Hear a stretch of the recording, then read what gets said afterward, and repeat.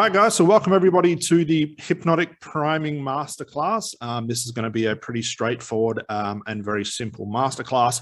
Now, the cool thing about this, if you haven't done ACH yet, it really doesn't matter. There will be a part of what we're going to talk about today that will integrate this priming sequence and ACH, but also looking at priming as a very basic way to do the more traditional type therapy. Okay, so I've got a couple of presentations for you today. We'll go through some questions. Obviously, there's no demos. We don't really have to do a demo, but the ultimate goal with this is how do we set up in advance the right trance, or that sort of rhymes. How do we set up in advance the right trance that your clients can go into?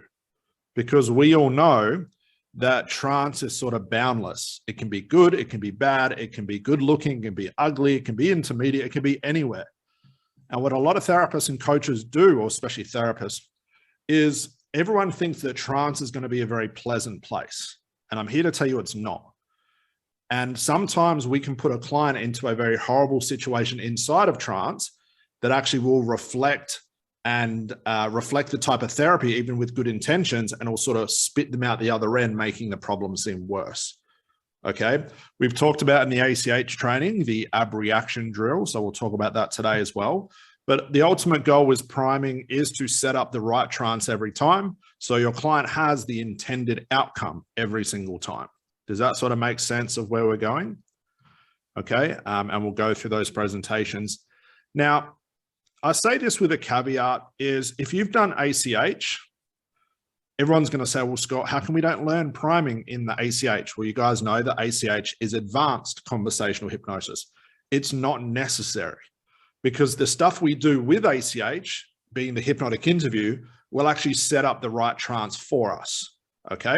So we're going to take it back a step. Let's go back to basics, even though this is not real basic, it can still be used if you decide to with ACH.